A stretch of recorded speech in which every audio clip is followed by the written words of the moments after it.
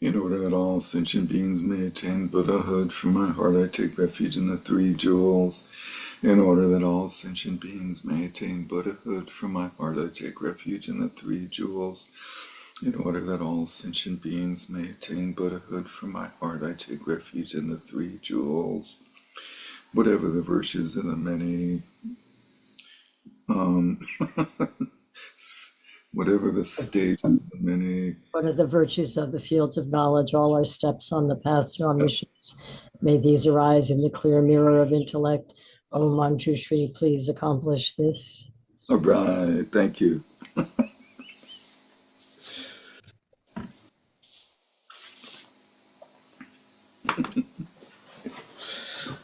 Little senior moment there. Now that I'm senior, a senior, finally. Hey, so good evening, welcome. Nice to see you. You guys do something fun last Tuesday night?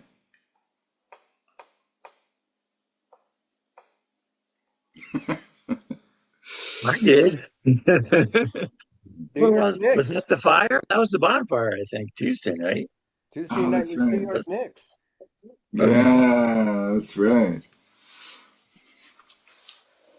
So, Which game was that? 3? 4? Oh, that was the night they clinched. They got it.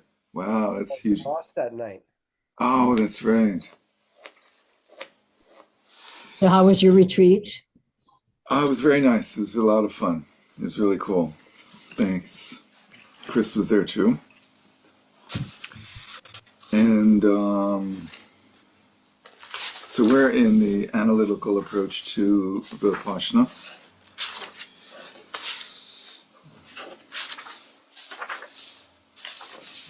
Cynthia said 183. Yeah, that's what I had noted. Okay, well, let's start on 182 just to refresh our drinks.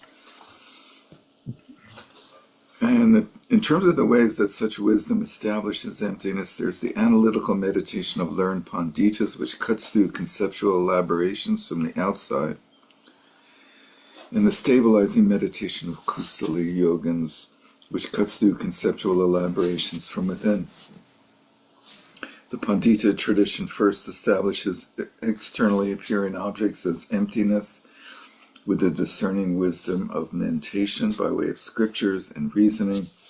Then, as for meditating on inner personal identitylessness, one establishes this by logical investigation and reliance on scriptures and reasoning.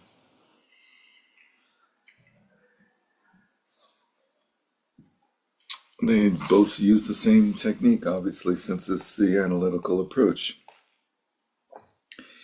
And then meditates on its referent. What does that mean? The referent of emptiness and identitylessness. Whatever that term points, those terms point to. That which can't be pointed out. In that regard, there are reasonings to undermine the four extreme views of eternalism, nihilism, among Buddhists, non-Buddhists rather. So that would be the those two plus both and neither.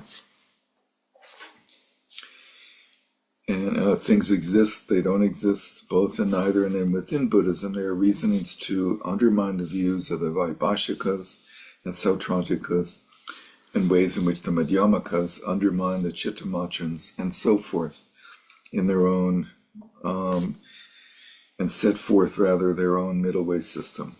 Then the Madhyamaka Prasangikas refute the Swatantrikas while maintaining that their own view is free of philosophical assertions, and they maintain that there is no other view higher than this Madhyamaka Prasangika view. Even though they fight among themselves. But anyway, Sakya Pandita states if there were a view superior to the view of the transcendences, the view would have to be one that has conceptual elaborations, because all of the others have transcended conceptual elaboration. Now, although most spiritual friends agree that there's no difference between the Mantrayana and Sutrayana philosophy with respect to the view,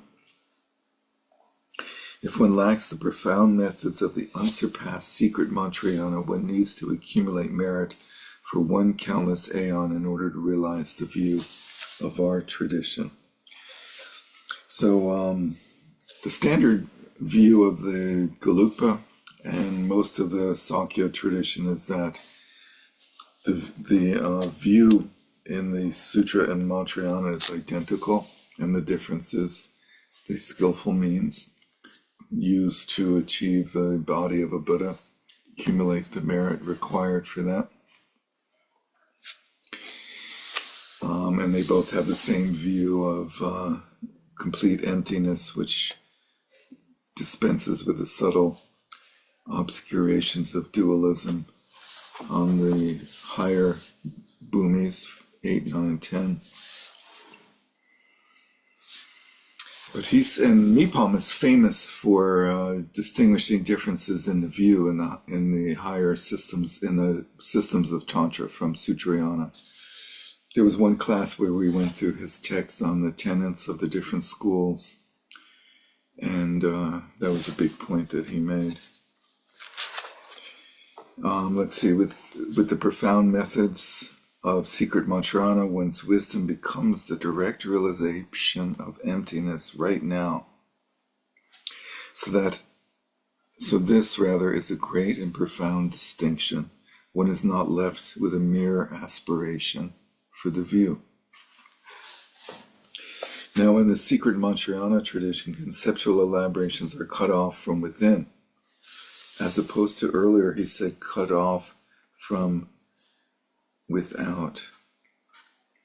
Well, conceptual elaborations from the outside. So in this tradition, they're cut off from within, just like the Kusali. If one establishes the nature of the inner apprehending mind, this proclaims of its own accord the nature of outer apprehended objects, for appearances are the luminosity of the mind. So that was instead of talking about the second part of the page before, where the author says one cuts through conceptual elaborations from the outside. In the Pandita tradition, one first establishes externally appearing objects as emptiness. And then both of these are from the outside. And then with the discerning wisdom of mentation, it's an odd phrase, the discerning wisdom of mentation. That's a general term for mind.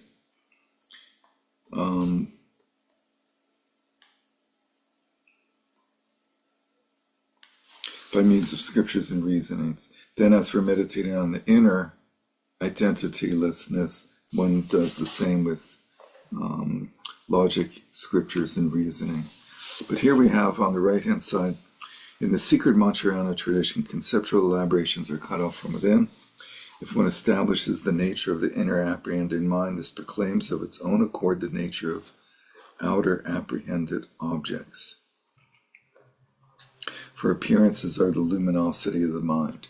So, if one establishes the nature of the inner apprehending mind as being presumably empty, luminosity, or indivisible, this proclaims of its own accord the nature of outer apprehended objects. That's a rather odd phrase, isn't it? This proclaims of its own accord. Well, isn't that kind of like the inverse of the often when they talk about having established that outer objects are empty, then that automatically in their logic implies that therefore the mind also has to be empty. So this is sort of flipping it the other way. Well, I mean, I honestly, I never understand why they just have that automatic logic of because this, therefore that. For me, I wish there was a little more elaboration there, but that's probably my attachment to conceptual elaboration. Yeah, but here it's realizing the luminous, that appearances are luminous, are the luminosity of the mind, that they're the projections of the mind, which is slightly different Different situation than different. the one that you refer to. No, I'm not saying it's identical. I'm just saying that there's this similarity of, because this half is true, therefore the other half is true. Whatever we figure out about outer objects, they apply to the mind, or whatever we figure out about the mind, they apply also to outer objects. That seems to be a common tendency in the logic. Yeah. Well, interesting differences here. So we're in the Vajrayana approach, so the things are a little bit unusual. Therefore, the root of all the dharmas of the Mantrayana tradition is one's own mind. That's pretty straightforward and common statement. Quoting the Lanka-avatar, the mind that is stirred up by habitual propensities emerges as appearances that seem to be real, but they are not real, for they are the mind itself. To see external objects is a mistake. So that's the first of first quote of many, many pages of quotes. So this whole section is mostly quotes, and it's an interesting way to present analytical Vipassana without actually going through the logics and the reasonings, but just focusing primarily on the scriptures. Although we do have then the logic presented afterwards, starting on page 195, which I'm going to sort of get to quickly by skipping a lot of quotes. Cynthia, you're muted. You're muted. Sorry about that. I thought I hit it, but I didn't hit it hard enough. And as you mentioned, there's lots of quotes, and many of them relate with this, similar to this one, about talking about appearances and that they are mind and all of that. So, and I understand that we're in the Vajrayana view here, but in the prior page where they had sort of talked about how the Madhyamakas refute the Chittamatrans, and yet they immediately turn around and start talking about no external objects and things are projections of mind.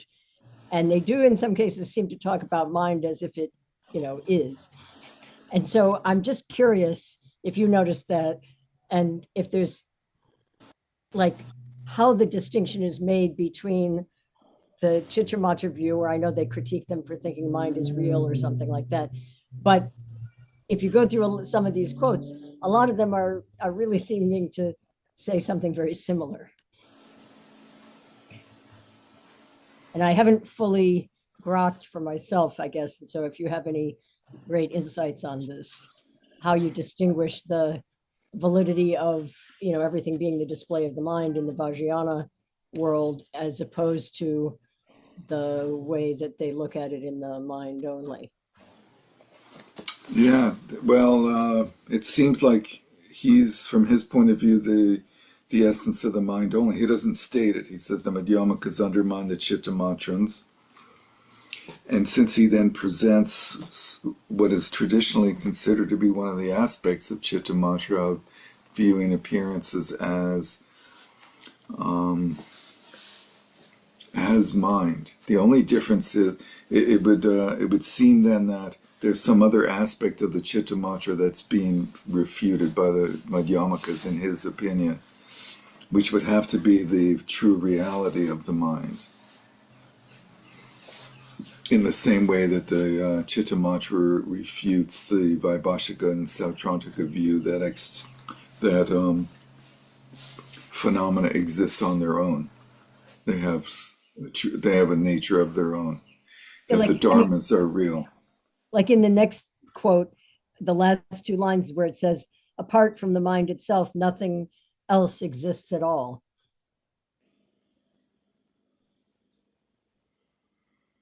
Just kind of interesting that that's not explicitly saying mind doesn't exist either. It's kind of almost implying. I just wondered if you had noticed that, because it kind of kept hitting me in all these quotes, like how do they resolve that? Well, it's clearly a difference of opinion of the Chittamatra tradition, and we'll be going through this in our view course when we return to that in the fall, but we touched on it in the winter course, the difference in view between the various Chittamatra and Madhyamaka and so forth. But for many of the Vajrayana traditions, systems, Kagyu Nyingma, they see that aspect of Dharma as being not Chittamatra. Interestingly, I guess. I mean, that's the only way to rationalize it or to understand it. And so there seems to be a difference between appearances as the luminosity of the mind and the mind as being truly existent, which is what they refute about the Chittamatra. Right. I mean, obviously the question of whether they got too much of a bad rap remains, but yeah, it's a subtle point, obviously, and it's an ongoing question. Thanks. It is. It's a good one too. And yeah, the Sampuja Tantra says all phenomena are identityless, so regard them authentically. Examine all these things which have the nature of being external and internal as being the mind. Apart from the mind itself, nothing else exists at all.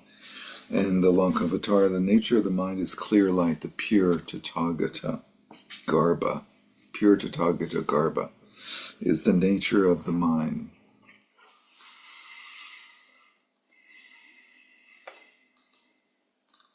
Yeah, so it's interesting to see how is that distinguished from the Chittamatra view. Yeah, so we'll come back to that in the fall. That'll be a major focus of that nuance. Let's see, in the next Tantra, whatever is of the nature of space is of the nature of the mind, whatever is the nature of the mind is of the nature of enlightenment. O Vajrapani, thus the mind and the domain of space and enlightenment are non-dual. So here we have a correlation between mind, space, and enlightenment as opposed to luminosity. Let's see. How about skipping the Vajrapanja and going to the Uttara Tantra? What is the clear light nature of the mind is immutable, like space, since the attachment and so on that arise from inauthentic conceptualizations are adventitious contaminations. This clear light nature does not become the afflictions.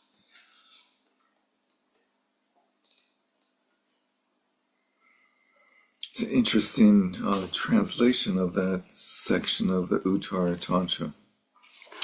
From the Mahaparinirvana Sutra, which would be the Mahayana version, that which is called the nature of the Buddha is the clear light nature of the mind, empty ultimate reality is primordial wisdom. So empty ultimate reality is wisdom. So wisdom is empty and ultimate. In that regard, what is called empty sees neither empty nor not empty. Wisdom has no object. And from the Atyaya Jnana Sutra of the mind is realized that is primordial wisdom, but you should fully cultivate the discernment that does not seek the Buddha elsewhere. That just sees the Buddha right here in the perceiver. The abode of all the Tathagatas knows everything and enacts everything. Great bliss is all pervasive. The protector of the Buddha is Lord of all, dwelling in the hearts of all sentient beings. Here you have a little bit more of sort of the transformed version of Chittamatra. The co-emergent actual nature of the mind is the Dharmakaya. Co-emergent appearances are the light of the Dharmakaya, and the indivisibility of appearances and mindsets is co-emergent.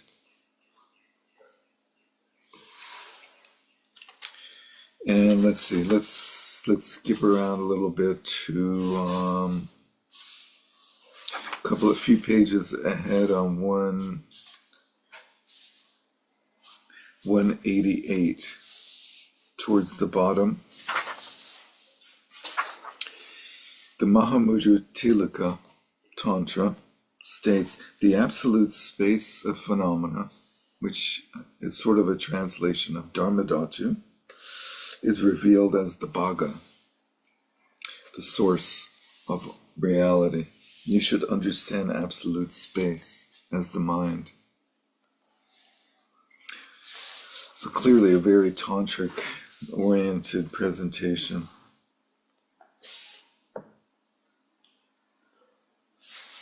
The Tantra of the Great Perfection, etc., states samsara and nirvana dwell in the ground, so they are spontaneously actualized. What does actualized mean? We don't really know. Actualized. They're actualized spontaneously in that there's no cause for their actualization. They happen. The essence of one's own mind is the enlightened Dharmakaya. Because it is naturally present in everything, it is the primordial Buddha. Neither realized nor unrealized, it is the ground of everything. So we get all of these very sort of poetic statements about the nature of mind and reality, and they generally all go beyond reasoning and logic. And the sort of underlying logic for going beyond logic is that Buddhahood has no logic. The way that Buddhahood is concealed and then revealed, there's no logic for that. How is it that it's a sentient being in one day and then a Buddha sometime in the future? The next sutra, if the nature of the mind is known, the nature of all phenomena will be known. The mind will not become attached to appearing objects. Without attachment, afflictions will not arise. If mental afflictions do not arise, one will not revolve in samsara. Child of the family. Child of the family. What happened to the noble?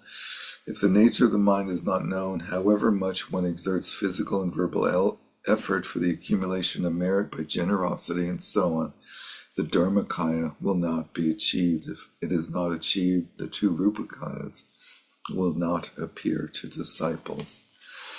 Okay, so back to Karma Chakmadas. All the sutras, tantras, and Pith Instructions declare that the root of the whole of samsara and nirvana is the mind. And it is also said that the root of all phenomena is the mind. So one must strive in methods to realize the mind. This is a common theme in Vajrayana texts to identify the mind as primary and the liberation of the mind as being the sort of sole preoccupation of the practitioner. Moreover, all the miseries of the realms of the mundane worlds as well as endless wandering in samsara come as a result of not realizing the mind. The 360 false views of extremists come about due to misapprehending the mind. 360, one a day. The slight superiority of the successively higher over the lower in terms of Shravaka, Arhats, Pratyeka, Buddhas, Vaibhashika, Sautrantika, Chittamatra, and so on, corresponds to their varying degrees of realization of the mind, or you might say of the nature of the mind. By more and more accurately realizing the essential nature of the mind, the excellent qualities of the grounds and paths increase more and more. Once the mind has been finally and completely realized, this is enlightenment. Therefore, you should determine with certainty how it is that the fundamental meaning is just this mind. If that is not determined, this is like shooting an arrow without seeing the target, and the route of meditation will be mistaken. So it is important that each of you seek out your own mind.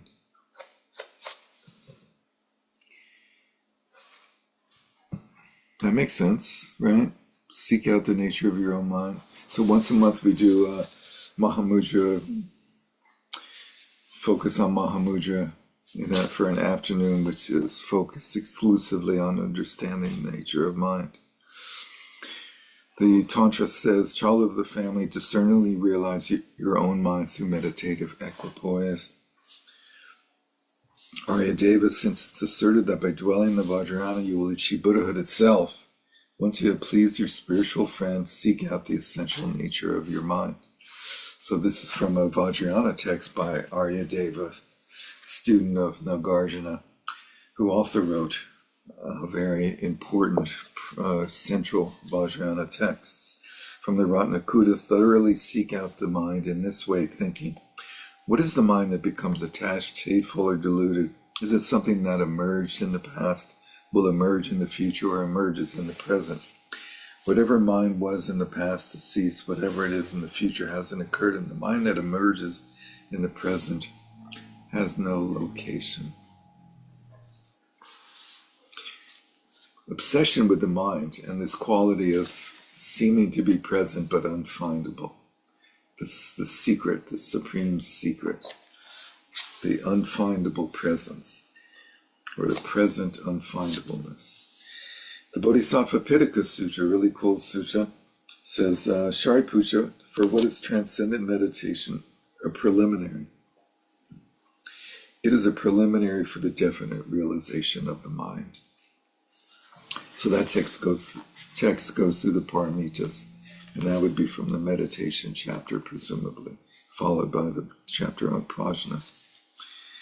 Let's see, let's skip the two tantric quotes and these, the Treasury and Mysteries Tantra quote, and then on 193, let's start with Sarha's Doha for the people. He was a great supporter of the people. The actual nature of the mind alone is the seat of everything, from which both mundane existence and nirvana issue forth. Homage to the mind that is like a wish-fulfilling jewel, which fully grants the fruition of your desires.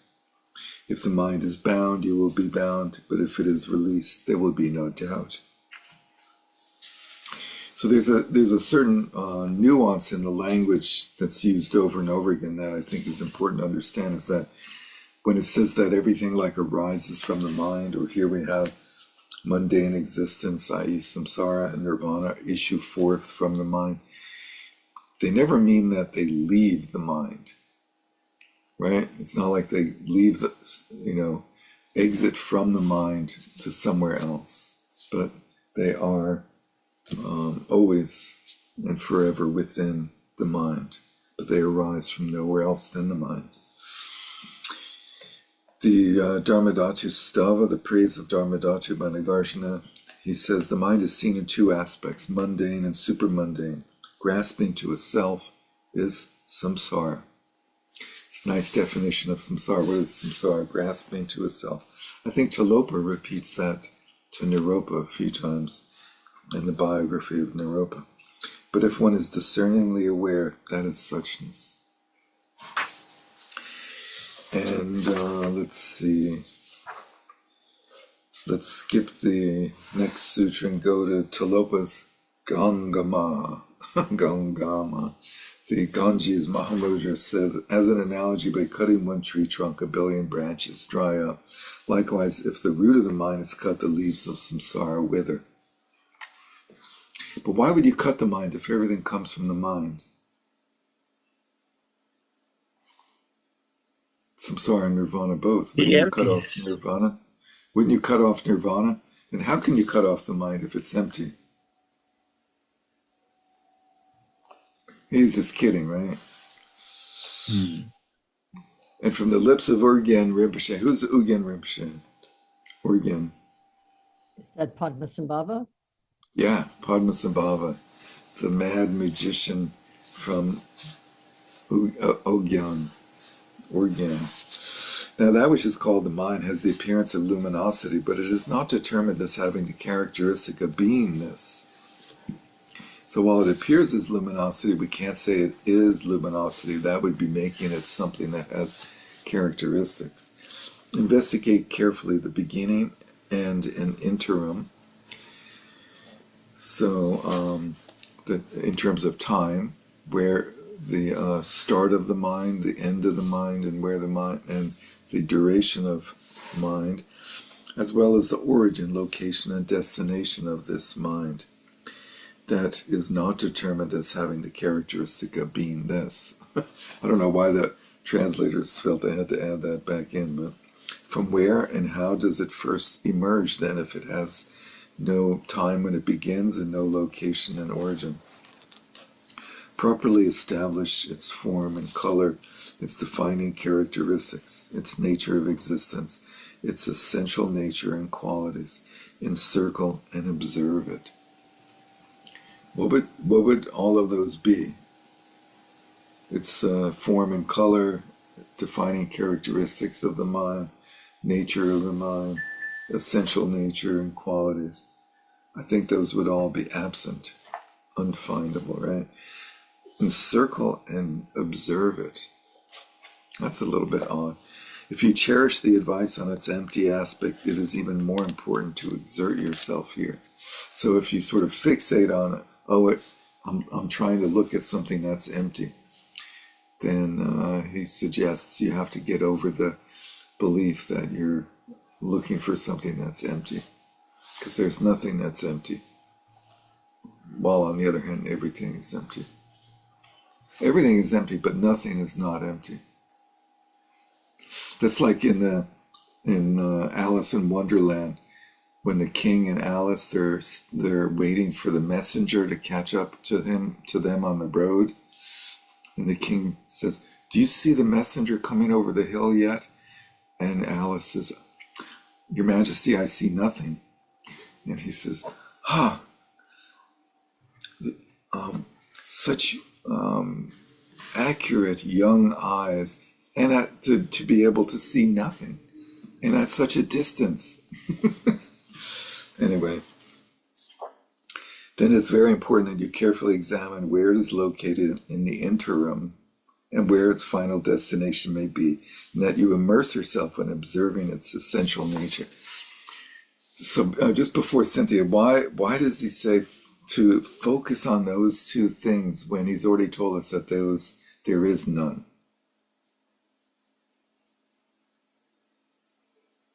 Because looking at the non-existence is the way to transcend the belief in existence.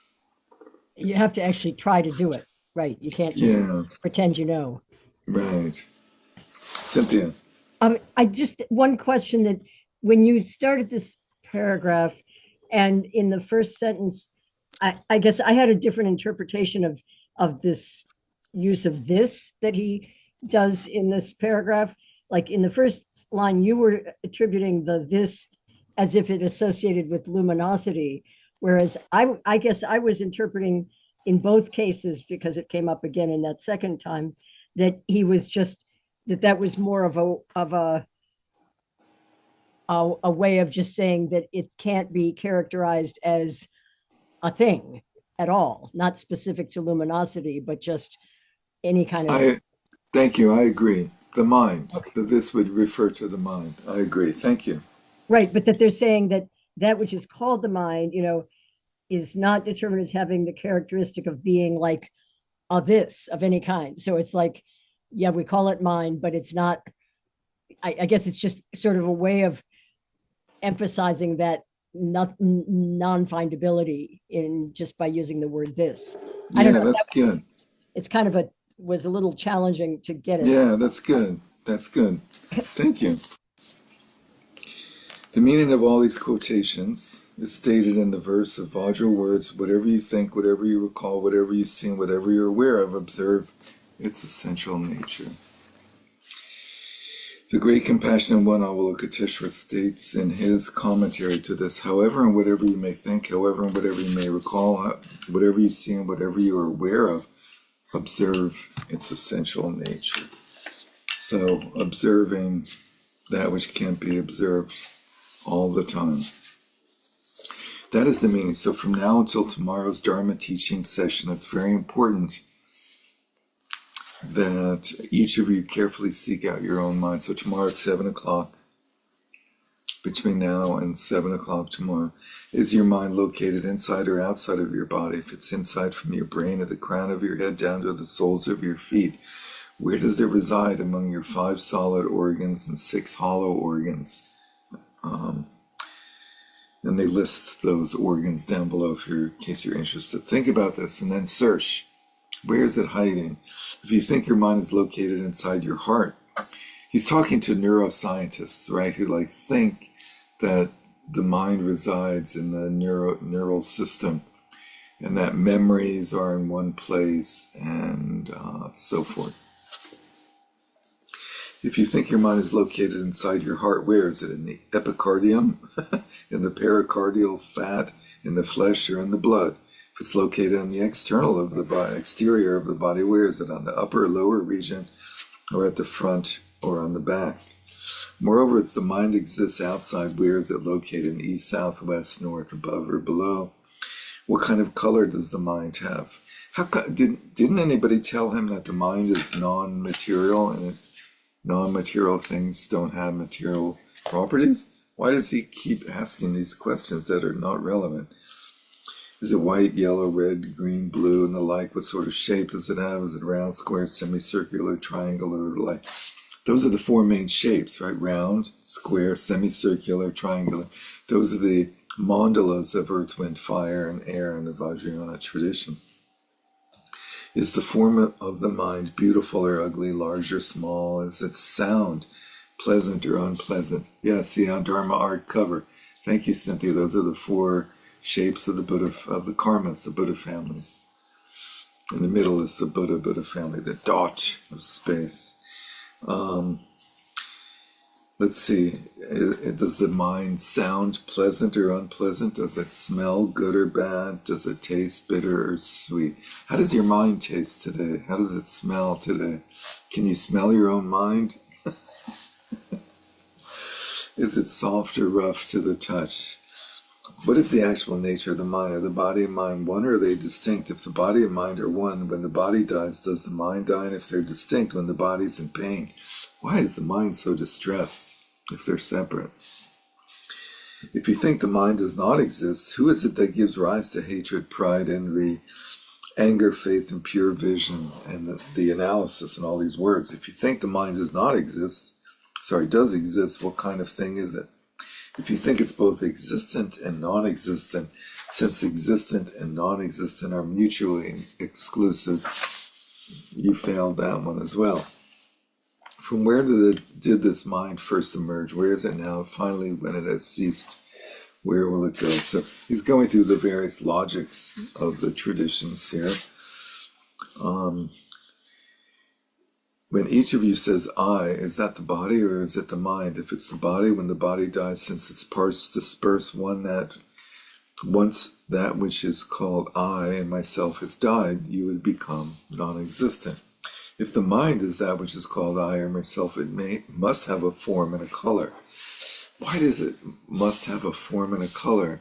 It's formless. If it doesn't, that which is called I and myself would have no objective referent. This name of yours was designated by your parents, teacher, and so on. If you exchange your name for another, would you and yourself be exchanged for another? If you got a brain transplant, would you and your transplantee change selves? But it's odd. He doesn't seem to acknowledge that this idea of the mind being formless and that there's formless phenomena. So in the scheme of the three realms of samsara, of desire, form, and formless, there's these formless realms that one can be born in as a mind. And so why would you wouldn't ask someone who's dwelling in those absorption states if their mind, if they had a color, because by definition, I don't know, it's just, it's odd. It bothers me, okay? Anyway, if the mind is that which is called I or myself, it must have a form and color. If it doesn't, that which is called I and myself would have no objective referent. This name of yours was designated by your parents, teacher, and so on. If you exchange your name for another, we did that. If the mind is just one, is the mind just one or is it many? So now we have the logic of one and many, which started off with all those different questions that we just been through. So this is the sort of focused analysis of, is it one or many, from among the different arguments for emptiness. If it were one, how could there be 8 configurations of consciousness, beginning with visual? If it were many, one person would have many minds, but that is impossible. In schizophrenia, people have many minds, right? Is the mind permanent, unchanging, and unitary? Those 3 qualities we talk about endlessly. If it were, how could any mind remember not just one thing, but many? And how could it change and move? If the mind were unchanging, how could it change? If it were permanent, how could it be impermanent? And if it were unitary, how could it be multiple? If the mind is impermanent, then is the mind impermanent in the sense of being formed and destroyed? And does it then become non-existent? Yeah, it does. It's impermanent, right? Derek, I've been thinking about what you were just saying about asking about all these sort of form-related Yeah. characteristics. But even under the most basic systems, Vaibhashika, Sautrantika, when we see blue, there is still a mental event of blue, isn't there? When we touch something soft, we still recognize that there's a mental event of, soft, right? Right. So But we then we can say, then question that, be like, you're having all these mental events of these characteristics. Is the mind any of those mental events? Like, there still is a sense to it, I feel.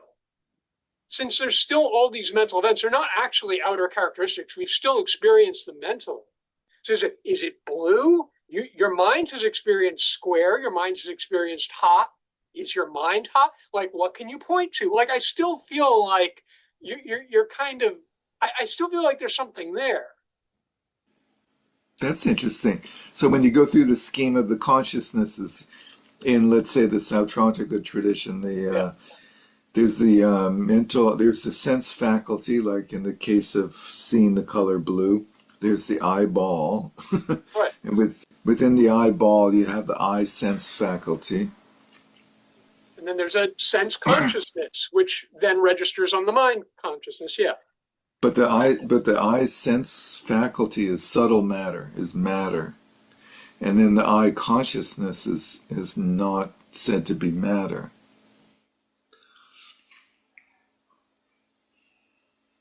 Right. I'm not, but our only experience of blue, even under the Sautrantika system, is still a mental experience of blue.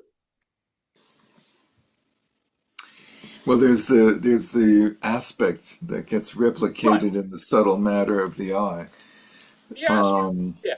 so when you say the experience of blue, you mean the conscious experience of it.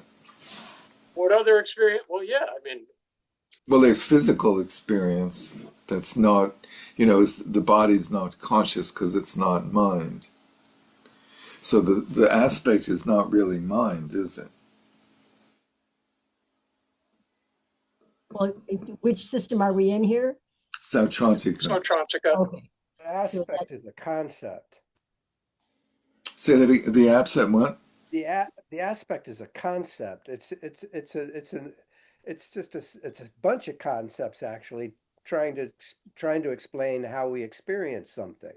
isn't the first moment of it You considered can't an point at experience, anything and though? say that's the aspect. Isn't it an experience before it becomes a concept?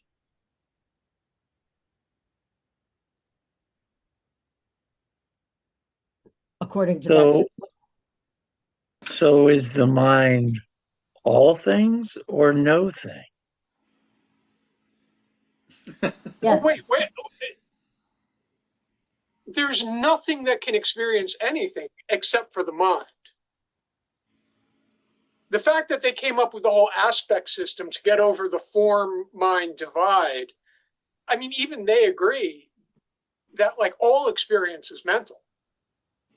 My Well, table isn't experiencing anything. well, there's a lot of physical processes that go on in the body. Sure. Are those experience? They can be a lot of them actually can be. I mean, there's a lot of yogas that will take you into places that no one else goes to except those yogis. Like the guys who generate heat, the cities. I mean, there's people that do that. There's people that can slow down their heart. So is the heat consciousness? Is it conscious? Or is the, from Sautrantic point of view, you have specifically characterized phenomena. The earth element in the body is a specifically characterized phenomena. The subtle matter in the eye is a specifically characterized phenomena, and it gets impacted by the outer object, and it takes on the form of the outer object. So the subtle matter of the sense faculty becomes blue. But And is there's that aspects. experience? I mean, I'm that's like making the saying, egg. There's like a split egg I'm making or something. yeah, but is that like, you hit somebody's knee with the little rubber thing and the leg, you know, extends, right? Is that the knee does that on its own, right? So But is that George, experience? What is experience? Well, I guess Experience is the interpretation of the mind responding to whatever the body. So somebody hitting the knee, you you're experiencing it, but you're not moving the knee. But then again, power of suggestion, you can move your knee. But but let's go back to what Eric is saying, which I think is like simply that when you look at Eric's shirt, which is blue, and we have a conscious experience of blue, where is that conscious experience? Can you is that the mind becoming blue? Well, how can it be experiencing blue if it doesn't become blue? exactly. That's what I'm saying. I think you're saying that there are phenomena outside of mind in those systems. I agree. Yes, I'm yes. saying all the phenomena that we experience is almost by definition within mind. So when we look at, so when he's asking us about all these seemingly outer things, I'm saying, well, he's asking us to interrogate our experience of that, which even under the earlier systems was always within mind. The blue arises as a consciousness in mind. But isn't he saying you can't find it? Well, I mean, isn't that his point over and over again that you can't find the color of the mind? The mind has no color and shape and location. Yeah, well, there's a the difference. mind has no color, shape, or location, but our experiences have all of those things. What is experience? That, well, yeah, our lives. And that, What we go through from moment to moment. That's our experience. but You know, that experience can be distorted by the by feeling of the my butt mind. on this chair right now is an experience, but my mind isn't a butt on the chair. But um, Or maybe for that moment it is. It, I mean, again, if the question of, we're talking sometimes as if mind is something that, continues constantly, but there's also, especially in those early schools, they're looking at mind as consciousness, consciousness, consciousness, consciousness, momentary, momentary. And so that butt on the chair and the moment of blue and the, sound of a car horn or whatever, each one of those is a moment of minding, you could say. Yeah. But I actually, you had raised a question earlier, Derek, that struck me as really interesting and kind of, it was that I maybe it was not what you intended, but what I understood was that there are processes within the body that go on without our conscious awareness. Like, we're fairly conscious of our breathing, although it goes on without us even as we sleep. But there's a whole lot of other gazillions of processes going on that we have no idea about. no thought of, no, and so no, it's an interesting question, no experience of it.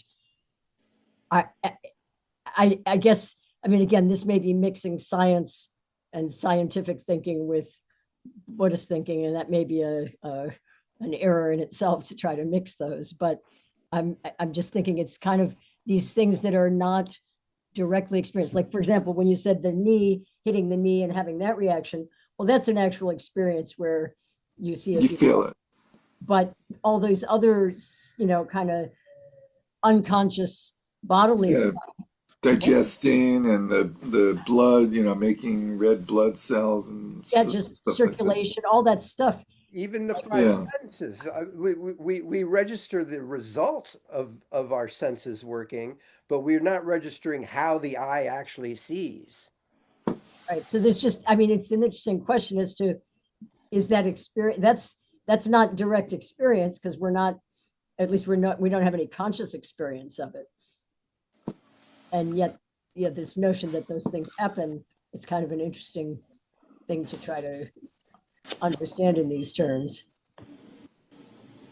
Well, it turns out actually that we, that our sight is actually slower than reality, and mind actually fills in the time gap. That's science. That's true. It also fills in the spatial gap Yeah. of So it's constantly presenting us with an our interior world that we're experiencing is something the mind is creating because our physical senses aren't fast enough to keep up with the change in the world as it's actually happening. So let's go back to Eric's question. When the mind experiences blue, is the mind blue? I would say for that moment, it is. But is the mind fundamentally blue? We're then being asked. Can you find What the is, fundamental characteristics? It's saying, well, again, yeah, I'm going to go back to that moment of consciousness, you're in blue. I wouldn't so much say the mind is blue, because does the mind exist, or is it a verb? Is it a thing or a verb? If mind is knowing, it doesn't necessarily have any characteristic. I think that's kind of what that prior page was talking about. When you're smelling the odor of a flower, is the mind smell like the flower? Hmm. I mean, that's the same as when you see blue, is the mind blue? Whoops. So that moment of minding is that smell. So then what is the mind? It's just empty, luminous space, and it absorbs and just everything just comes in. Like, so there are parts of your brain that they can stimulate and you can change colors and distort things, but that's not what we're referring to. We're referring to mind and the experience. Where's that experience happening? Where is it? It's not there. It's it, That's the funny it thing about experiences everything and neuroscience. nothing. The funny thing about neuroscience, they can stimulate specific neurons and that will generate an experience in the person who owns those neurons. So where is that experience happening? and what it feels like is that there is a blue experience in mind, but then there's also an I who experiences it. It feels like, but then I feel like these questions are pointing us at, okay, well, what's that I? You're admitting there's a blue experience. Like if we start investigating, like even as I'm doing it now, I'm almost getting shivers. I'm like, there's also an I. It's like, oh, wait, what's this other thing in my mind? There's blue, and now There's two eyes, right? Isn't, There's There's the eye that sees the blue, and then there's There's the eye three, that right? sees the blue. And so isn't that other eye, in a sense, the seventh consciousness operating, in a sense? Is it In a blue? cos Where is it? It's the in a thing that's cosmic trying to tie it sense. It's Yeah. together. like saying you know, your kleshas. Are you your kleshas when you experience them? Is the mind the klesha? And Yeah, yeah. they're saying, well, no, it's an adventitious stain. Well, So maybe they're doing it because it's inherently inexplicable and inconceivable. And the idea is to investigate the inconceivable and see if you can investigate without projecting an answer. Well, if the question is why, No, Eric says no. I wasn't saying no to that. I was just Oh, thinking about how like I feel like I am the sum of my experiences, and also I am some mysterious thing that experience. Like I'm just getting caught up in the like what you said, the inexplicable nature yeah, of it. It's yeah, and just the layers of the onion. yeah, what's fascinating is that when we do these things, little by little, you sort of, I know this, my experience anyway, is you catch yourself in different ways where you can see where Try, you're creating an eye. yeah, yeah, where you're like deciding the way it is. Like I don't know if you remember, Derek, when I read that paragraph in one of the source books, and I was like, no, that can't be right, because it was saying something about the seeds of, within the Alley of Ishnana, view something or other, or um, regard something or other. And I was like, wait a minute, no, seeds can't regard. It's not seeds that regard. And then I was like, oh, then what do I think is regarding? Yeah, is Me, it some other part of the mind that me, you can that little, identify? it's like suddenly Jiminy Cricket sitting on your shoulder, the ego or the mind, your sense of I crops up in all kinds of funny ways. Yeah, yeah. When we There's do a these, little guy, little person inside your brain who sees the seeds. right, It's exactly. just as silly as saying the seeds see or whatever. Anyway, Exactly. And yeah, just like, because so the point is, I think, to short circuit your conceptual mind. yeah. Well, let's continue doing that then. So I think we're on page 196 towards the top, the third paragraph. If the mind is that which is called I or myself, it must have a form and color. When he states it that way, that sort of bothers me. But if it doesn't, that which is called I and myself would have no objective reference. This name of yours was designed. Oh, we did this. If you changed your brain for someone else, is the mind just one or is it many? If it were one, how could there be 8 configurations? We did that. We did the permanent and so forth. If the mind is a single appearance, you should be able to see it and point to it. If it's a single appearance, like i.e. phenomena, if the mind is invisible, nothing at all could appear. Oh, now he's finally like, formlessness is invisible, right? So it couldn't appear. If the mind arises, from where does it arise? If it stays, on what basis does it stay? If the mind ceases, where does it cease? If you think the mind recalls all kinds of things and issues forth in all manner of ways, from where do the memories and thoughts of this mind first emerge? Right now, what sort of essential nature do they have? In the end, where do they appear to go and cease? If you think the mind is empty like space, how do various memories and thoughts appear in emptiness? The funniest thing is that when you talk to neuroscientists, they say like the example we gave a minute ago of stimulating a neuron and somebody having a memory. So they think, therefore, that the memory is in the neuron. And then it's like, so is it in the mitochondria of the neuron? Is it in the potassium, sodium, and chloride that make up the main contents of the fluid in the neuron? Or is it in the fibers of the axon and the dendrite or the nucleus? Where does that memory reside in the neuron? And then they say, no, no, no. It's like a network of neurons working together, and then it's like as if that helps, right? That's just kicking the can down the road. It's like, so the memory is where in that, and then they say it's electromagnetic energy. And so then how does one memory get differentiated from another if it's all electromagnetic energy?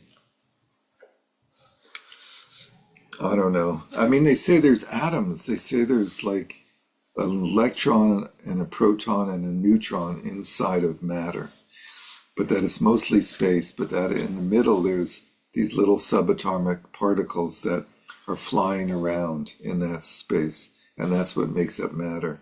Well, think about, like, I was just thinking the analogy of a hard drive when you were talking about the electromagnetic energy and how does it keep them sorted out.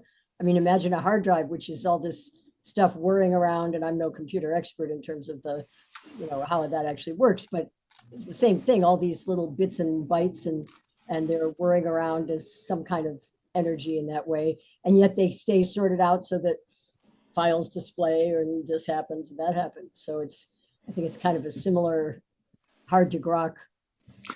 Yeah, does a computer have one point where all the bits and the bytes go past and like coordinates everything?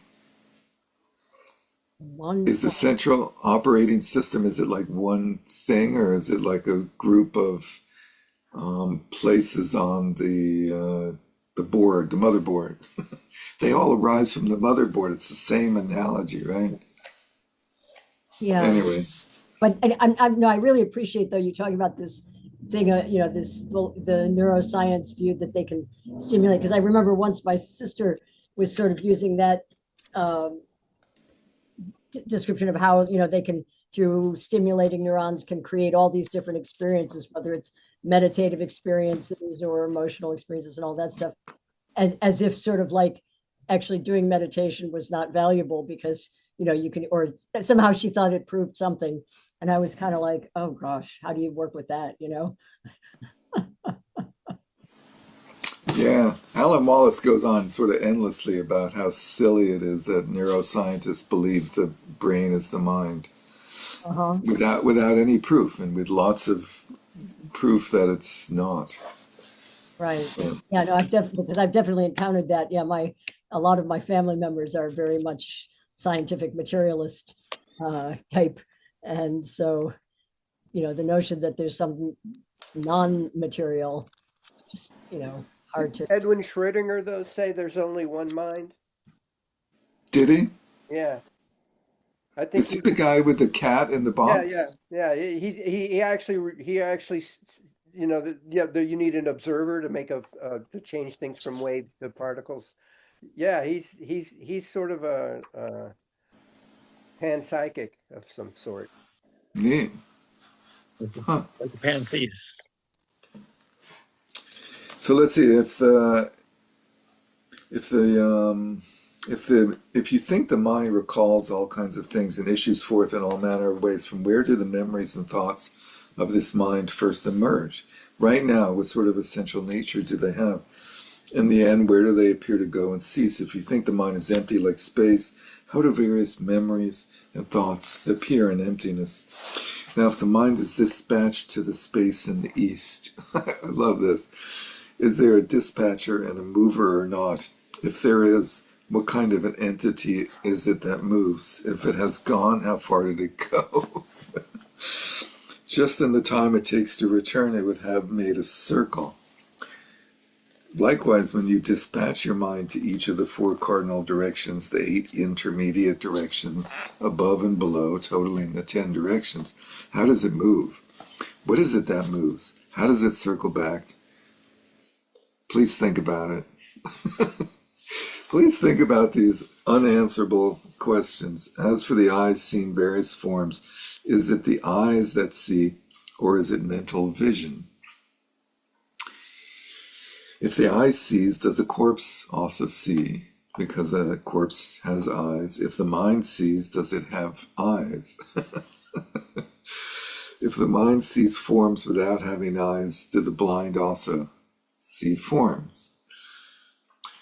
Likewise, carefully examine how the ears hear sounds, how the nose detects smells, the tongue experiences taste, and how bodily sensations are felt. When hatred, pride, envy, attachment, and delusion arise, do they arise in the body or the mind? If they arise in the body, would they arise in a corpse as well? If they arise in the mind, how and from where do they first arise? In what way does the mind in which hatred and so on arise exist right now? Are the mind and hatred the same or distinct? Finally, where do hatred and so on cease and vanish? Where do they go? Regarding what are known as the mind's conceptualizations, or its so-called movements, as in the Mahamudra tradition of distinguishing between stillness and movement, from where do the appearances of these various memories and thoughts first emerge? Do they exist? If they exist, where do the conceptualizations that will arise tomorrow come from today? And where are they now? Where did the conceptualizations from yesterday up until now go? I mean, that's a lot of conceptualizations since we were born. Where are they all? Where are all the memories? I mean, that's a lot of memory. Does your mind get full? Does it reach like a fullness where it can't fit any more memories? Where are these conceptualizations of the present located? Think about these questions carefully, then analyze and investigate. This is important, so don't be pretentious.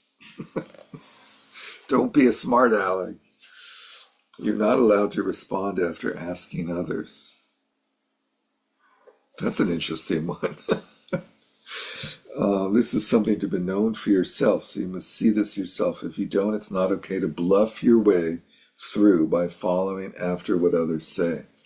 Bluffing your way through meditation is said not even to be worthy of a dog. That's insulting to dogs. If you lack decisive, definite knowledge of your own, and you offer explanations by way of analogies and anecdotes just by knowing the words, while pretending to have your own realization, that is not acceptable. That is unacceptable. That is a case of a crude scoundrel who is familiar with Dharma, turning the Dharma into misery.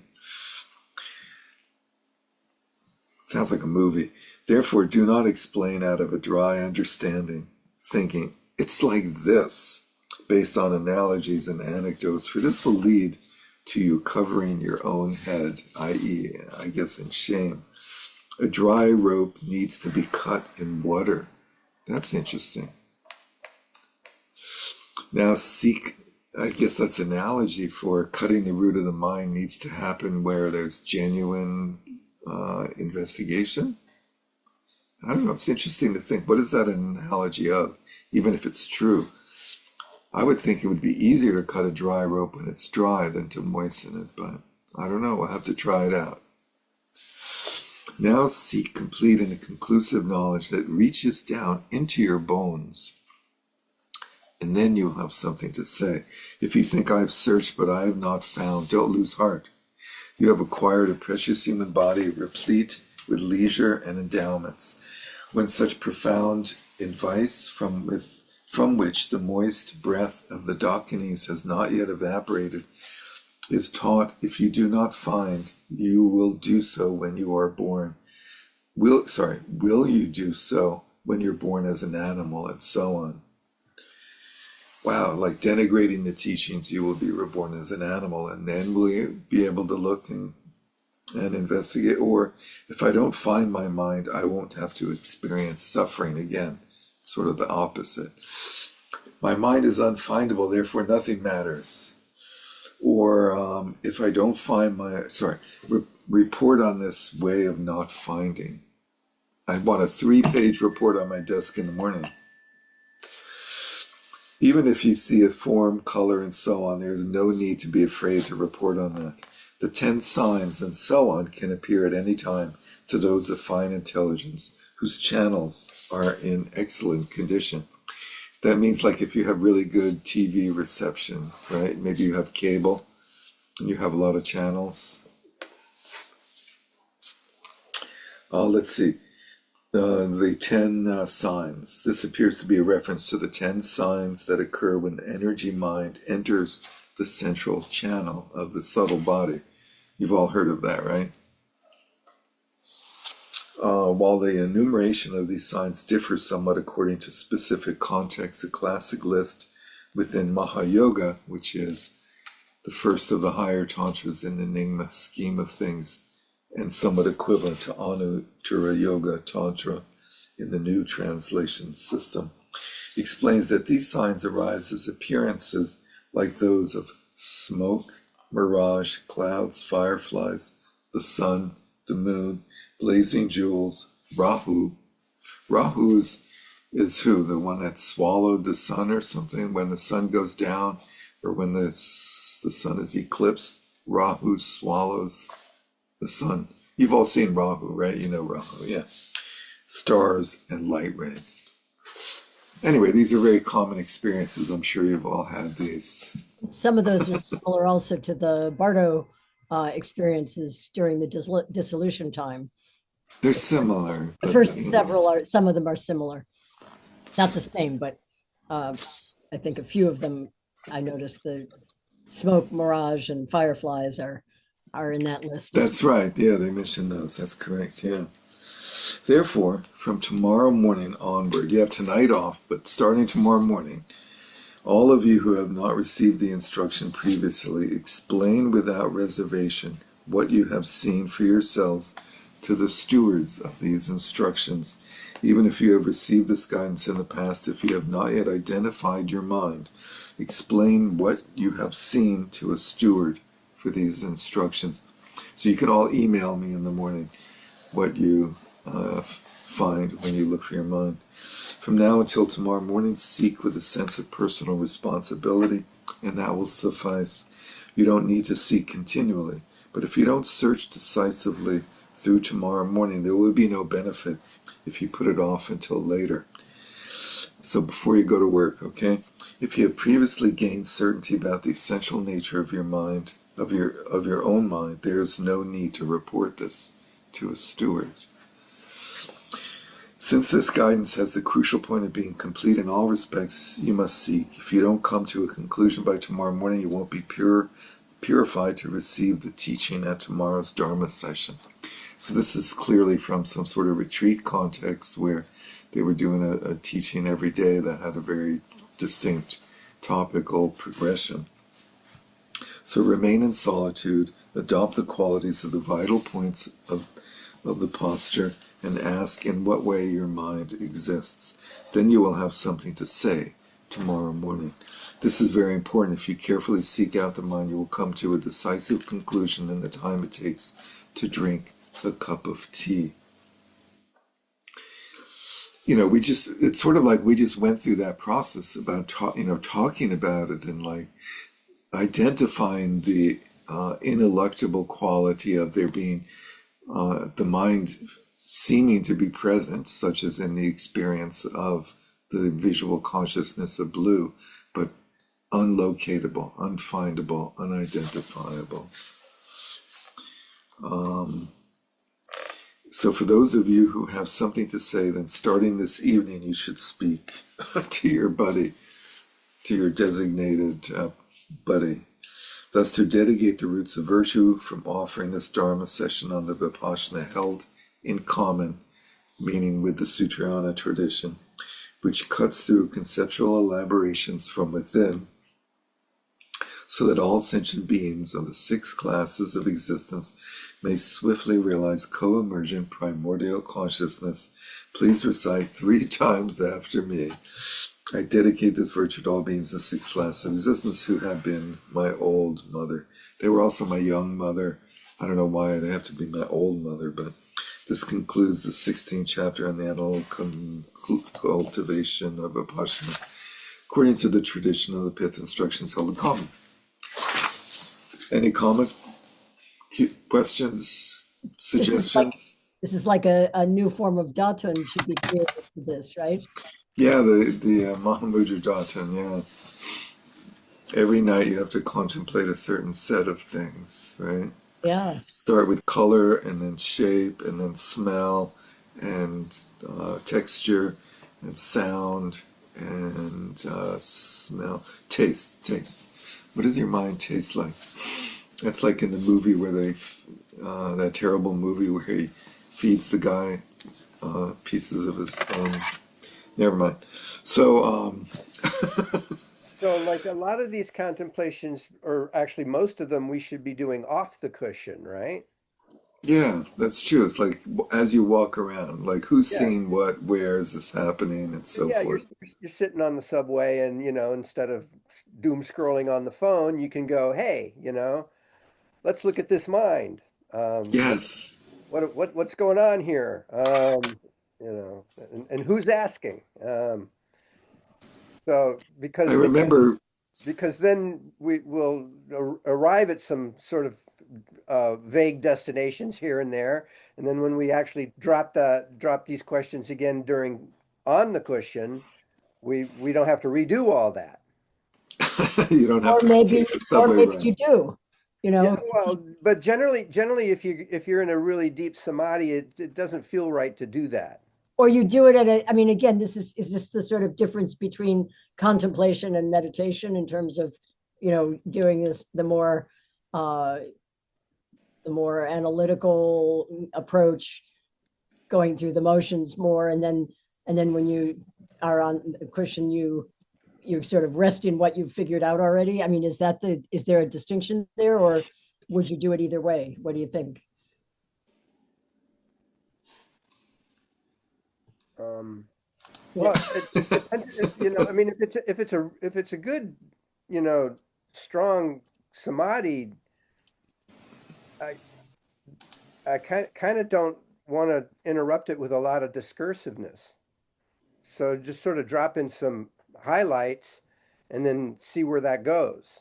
But there is something where they talk about, having to do some type of meditation to really like integrate the experience. Isn't that true, Derek?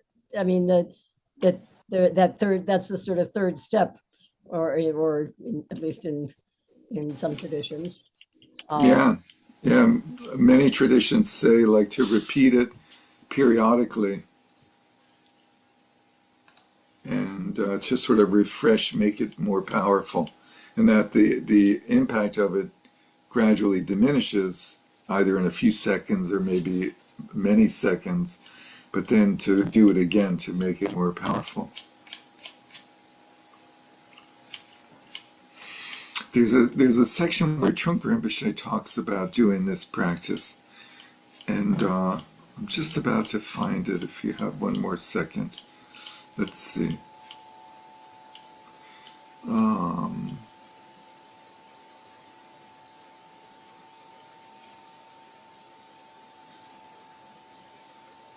okay, hold on a second. Let's see.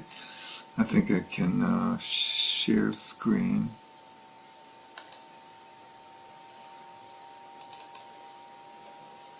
So this is from the book, Mindfulness in Action by Chogyam Trungpa Rinpoche. He was a wonderful Tibetan teacher, came to the United States in 1970. He says, let's see,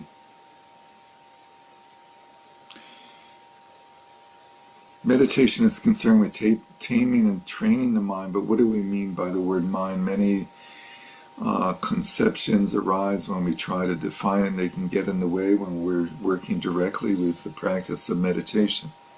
If we want to find out more directly what meditation is and what happens when we meditate, we might want to ask, who is meditating?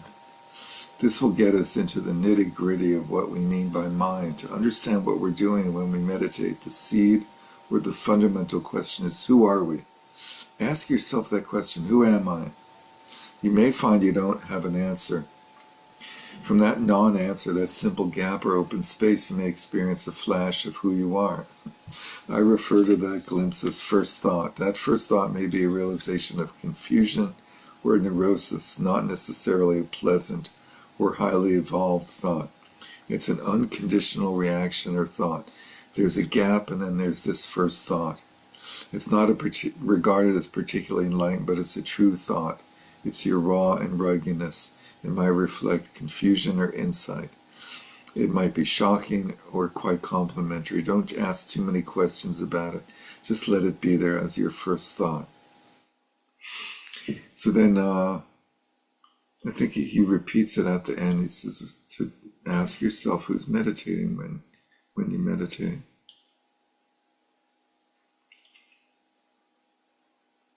So he did teach Mahamudra type contemplation meditation. Well, that first line up there, I love it, the one that talks about definition of mind, that which experiences the sense of separateness. Yeah.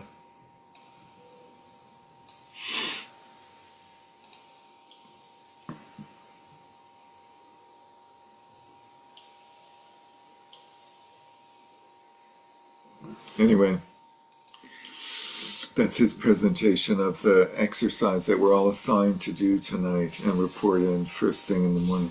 So should we spend a few minutes and go through the introduction to the next section? Talk about it a little bit.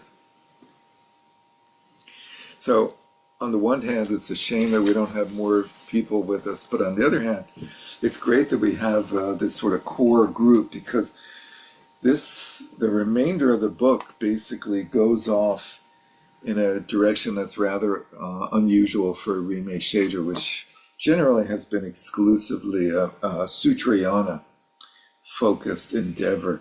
And basically the rest of the book is sort of a Vajrayana nature. And so it's really cool that we get to explore this Vajrayana material. And I know many of you are advanced Vajrayana practitioners already. So this will easily be understandable and incorporated into your own practice. And for those few of you who are not already advanced Vajrayana practitioners, I think maybe it will pique your interest.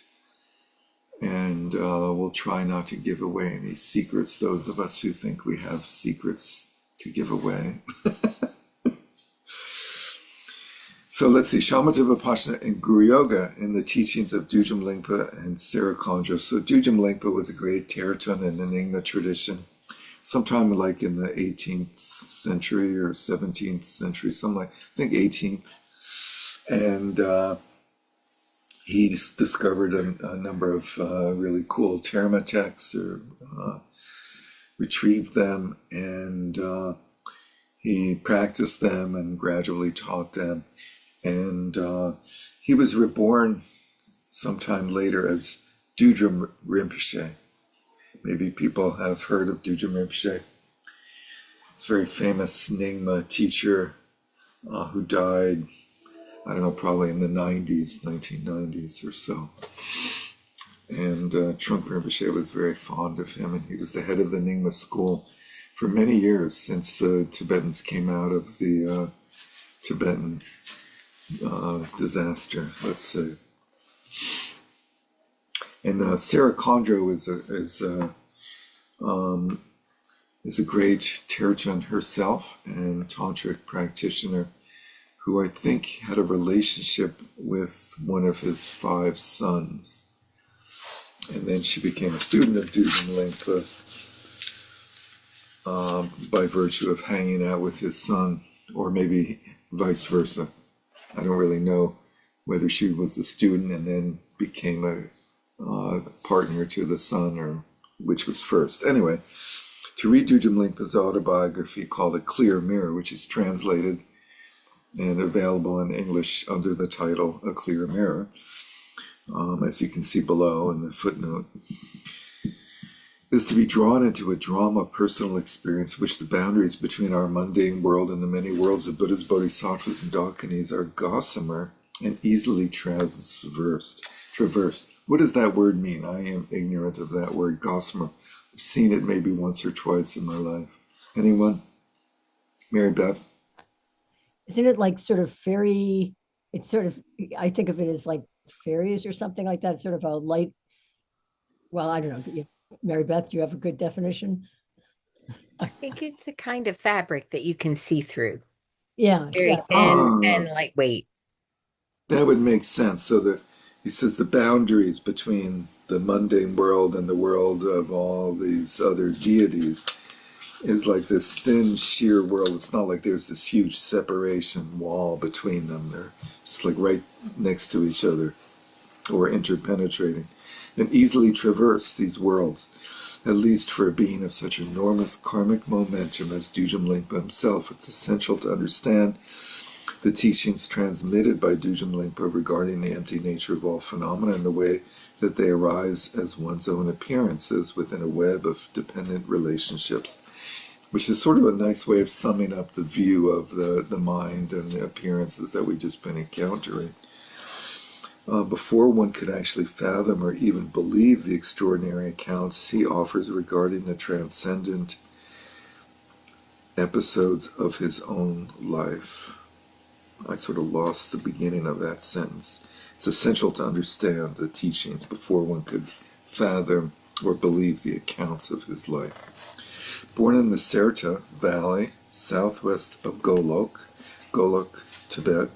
So that's Serta's famous now for being a place where a gentleman named Jigme Punsok, an amazing Tibetan teacher, established the largest ever establishment of Tibetans and probably human beings, like in terms of density.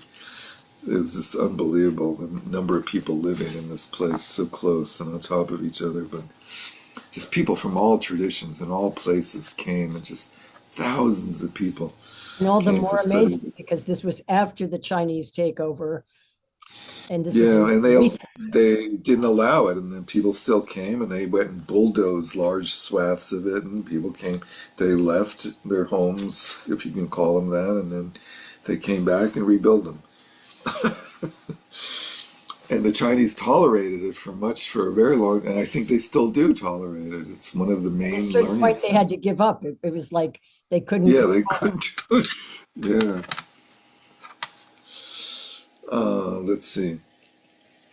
Born in that area in 1835, so 19th century, Dujum Lingpa became a renowned Terton, where treasure revealer and master of Dzogchen was said to be an incarnation of the great translator Kyeyu Chung Lotsawa, who was one of Guru Padmasambhava's 25 closest disciples in the 8th century and one of the 7 first translators of Dharma into Tibetan, chosen and trained by Shantarakshita.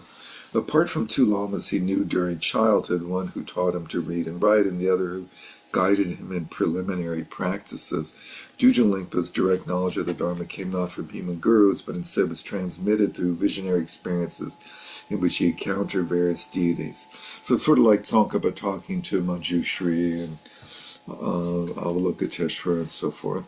Most important among these was the lake-born Vajra, a manifestation of Padmasambhava, who was his primary guru, as well as Avalokiteshvara, Manjushri, Vajrapani, Vajravari, and Dorje Trollo. Those of us who are students of Chogyam Trungpa Rinpoche think that he cornered the market on Dorje Trollo, because he has the son in Mahamudra that figures Dorje Trollo prominently. But Dorje Trollo is like a very prolific figure in many termas and tantric texts in the Nyingma tradition.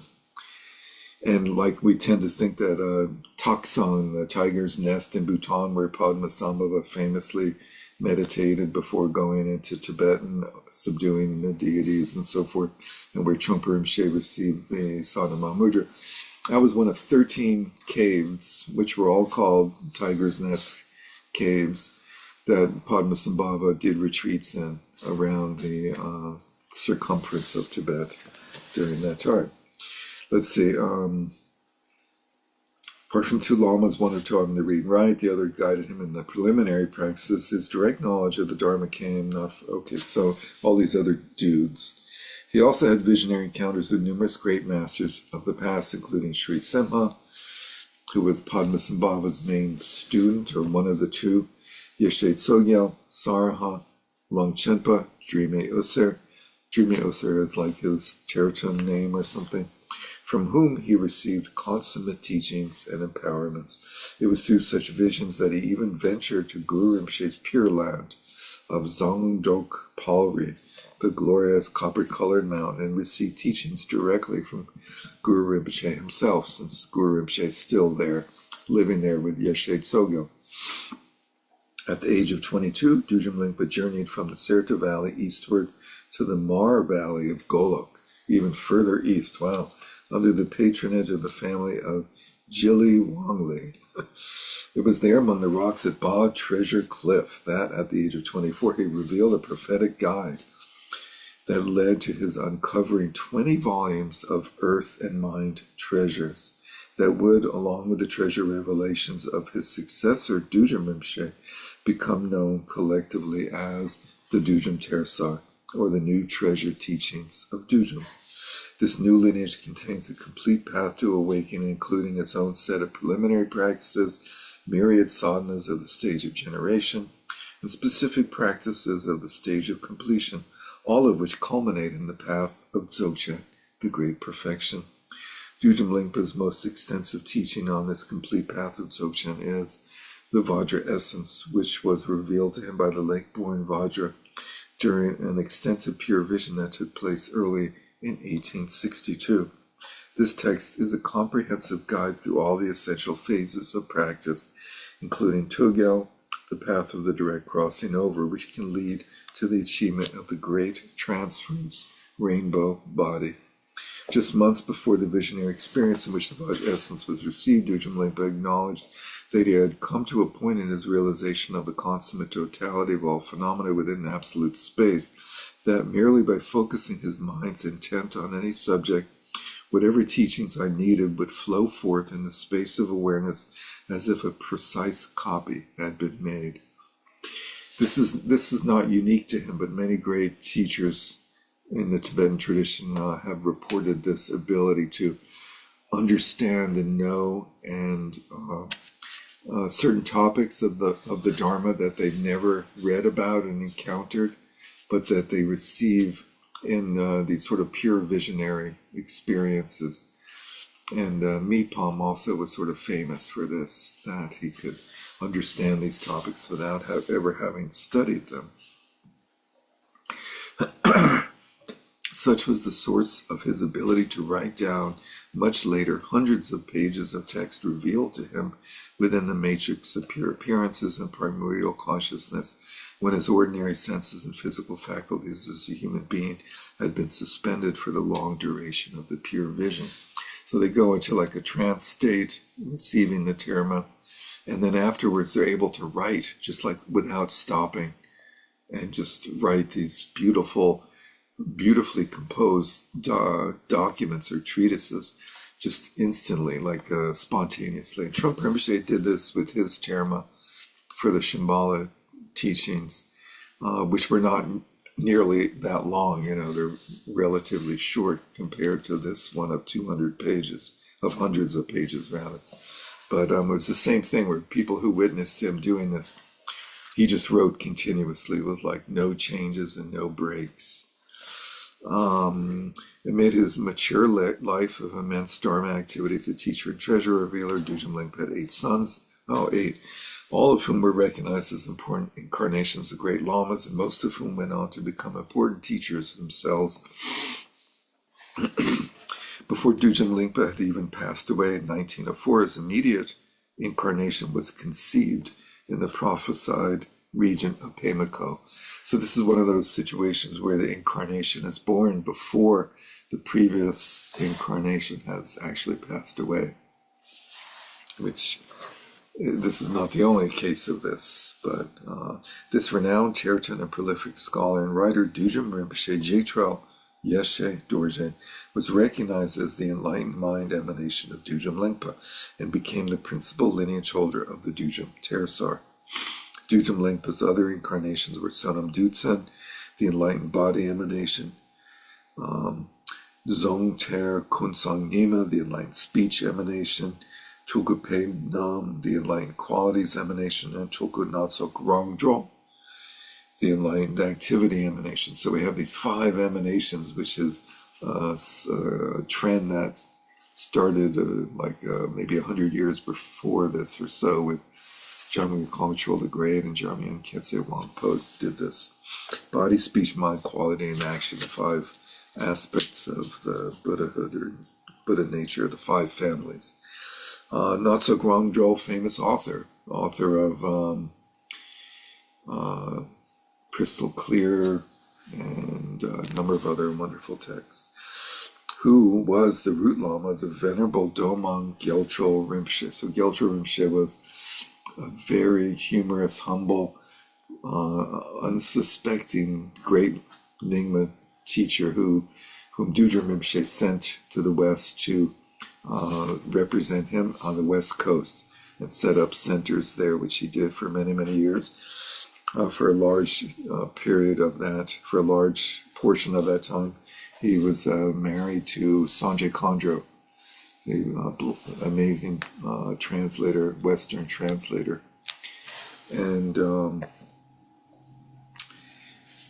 he was quite an unusual character. And Alan Wallace was directed to him by the Dalai Lama, and he ended up translating many texts for Gyaltso Rinpoche, including this one by Karma Chakme Rinpoche that comes up in these two books, Naked Awareness and Spacious Path to Freedom, and the Vajra Essence and the commentary on the Vajra Essence by Dudjom Lingpa. And he was given authorization to teach and to give the Lake-born Vajra empowerment. And he was encouraged by Gyaltso Rinpoche to do that. And so he has. But let's see. Of Dudjom Lingpa's disciples, 13 attained rainbow bodies in accordance with a prophecy Dudjom Lingpa had received from a Dakini when he was only 22 years old. So there's this prophecy that he receives that there's going to be like an explosion of students achieving rainbow body, which is this very advanced state of liberation that's unique sort of to the Nyingma tradition. His teachings and literary works remain highly regarded and influential in Nyingma tradition in the present day, as his authenticity as a treasure revealer has long been vindicated. And his teachings were so clearly prophesied to be of great benefit, particularly in the West, in a time of great darkness and degenerations. Let's see, one more paragraph. The two texts by Dudjom Lingpa excerpted here focus succinctly on two phases of practice that are indispensable for ordinary individuals who are determined to reach and enter the path of Dzogchen. I don't know if any of you have that aspiration, but it's sort of interesting to sort of check out like what this Dzogchen stuff might be about that everybody so raves about. These are none other than shamatha and vipassana. Really cool that both Mahamudra and Dzogchen have shamatha vipassana as their main sort of root foundational practices and sort of essence throughout. The first text, taking the aspect of the mind as the path, is drawn from the detailed commentary to one of Dudjom Lingpa's visionary revelations, the sharp Vajra of conscious awareness, Tantra. Interesting title, Conscious Awareness, titled The Essence of Clear Meaning. This commentary was written down by Pema Tashi, based on a series of teachings Dudjom Lingpa had offered to just a few of his disciples near the hermitage of Drak Yongdzong. Pema Tashi is known for being preeminent among Dudjom Lingpa's disciples and is regarded by Dudjom lineage holders as one of the 13 who achieved the rainbow body. So we're over time, so why don't we pause there,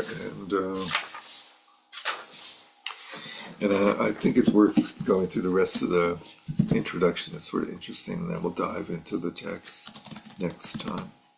Any comments, suggestions, questions, jokes, anything? I think it's great that there's an actual connection to the translator of this book. Yeah, isn't that cool? Yeah.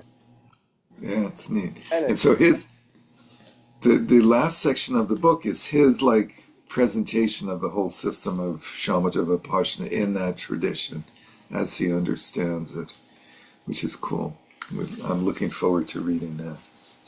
I would just also add that another contemporary teacher besides B. Alan Wallace, obviously, who has that connection here in this book. Anam Tupten is also a big fan of Dujim Limpa and this whole sharp vajra of awareness. Last year he did some teachings on it. I have one of these books that's pretty Yeah. cool. Um, Yeah, that's his commentary on that text. right, exactly. So the text is at the end and he does a whole commentary on it. Anyway, and so it's just when you hear him talk about it, you can't help but get this. I mean, it's really very, I guess you could say, extremely devotional. He really has an incredible connection with Dijim Lingpa. The same way that some people may have a really strong connection with, let's say, Longshenpa or Padmasambhava or whatever. He's a big super fan of Dijim Lingpa also. Yeah, that's great. And he's been teaching a lot at like Dorji Denma Ling up in Nova Scotia.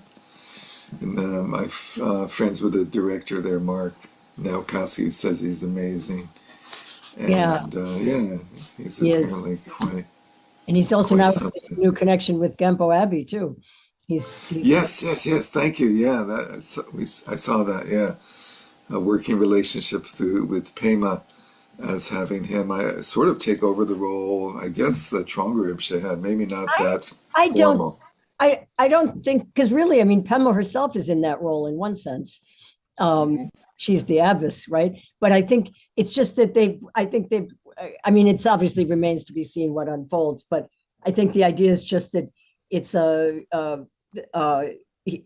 they're finding sort of a partnership in some way, I think, of him, working with with that place and facility and whatever. But I don't think he's like, I don't know. A lot of people are kind of worried about that or concerned about what is that happening. But I think it's sounds like a good development. She's 90 years old. I mean, geez. Sure, So, right.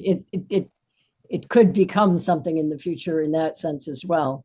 Anyway, it's just and it's nice to have somebody of his stature in that oh role for that, yeah, of course. absolutely. Yeah, yeah. And also, Dujur Rinpoche's son was Tinley Norbu Rinpoche, Oh yeah, who sort of follows in his footsteps in that lineage of Dujum Lingpa. And then his son is Zongsar Khyentse Rinpoche. right. And while he is technically a Sakya Lama, he, of course, inherits that sort of energy from his father and grandfather as well. So, a lot of connections. Interesting. Well, it's been a long day. And, well, you know, when the day comes to an end, then it's night. By this merit may all attain omniscience, may defeat the enemy wrongdoing. From the stormy waves of birth, old age, sickness, and death, from the ocean of samsara, may it free all beings. By the confidence of the golden sun of the great east, may the lotus garden of the Rigdon's wisdom bloom. May the dark ignorance of sentient beings be dispelled. May all beings enjoy profound, brilliant glory.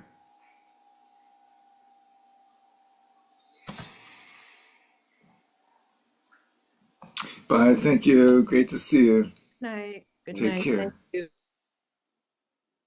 Oh, we have to end the recording. Here we go. Thanks.